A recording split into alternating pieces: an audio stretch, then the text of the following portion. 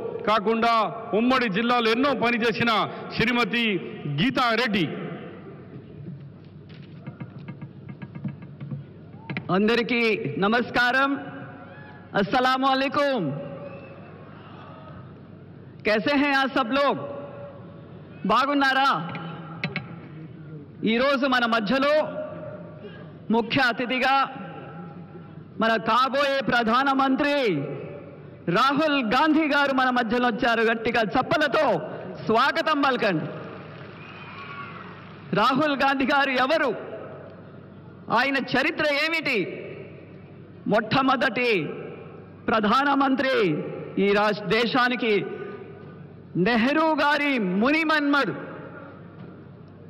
దేశానికి ప్రాణత్యాగం చేసినటువంటి ఇందిరా గాంధీ మనుమడు, దేశానికి ప్రాణత్యాగం చేసినటువంటి రాజీవ్ గాంధీ తనయుడు, సోనియా గాంధీ తనయుడు.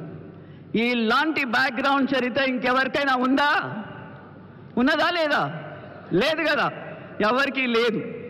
మరి ఇలాంటి వ్యక్తి ఈరోజు మనకు ప్రచారం 2019 ఎలక్షన్స్, పార్లమెంట్ ఎలక్షన్స్ ప్రచారం కొరకు జహీరాబాద్ ఎన్నుకున్నారంటే మన అదృష్టంగా భావిస్తున్నాను. చప్పట్లతో మీరు వారికి ఘనంగా స్వాగతం పలకాల్సిన అవసరం ఉన్నది.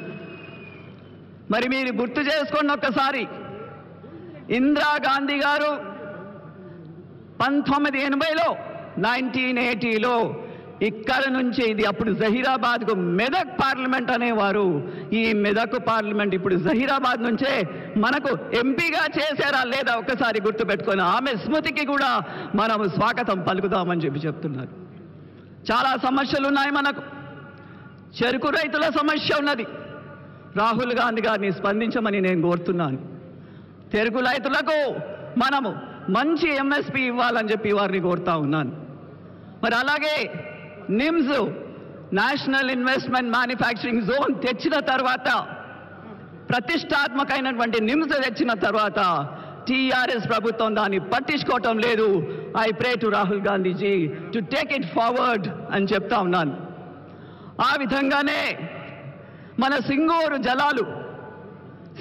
జలాలని తరలించకపోయి మనని ఎడారిగా చేస్తా ఉన్నారా లేదా అని మీరు ఒకసారి ఆలోచించుకోండి. ఈ ఎలక్షను కేవలం మోదీ వర్సెస్ రాహుల్ గాంధీజీ మధ్యలో ఉన్నది. ఒకరు మతతత్వ పార్టీ, దేశాన్ని విభజిస్తున్నటువంటి పార్టీ, దేశాన్ని ఒక తాటిపై కులము మతము లేకుండా ఇంకో తాటిపై, ఒకే తాటిపై చేసుకుంటున్నటువంటి రాహుల్ గాంధీని వేద్దామా, అటు మోదీకి వేద్దామా?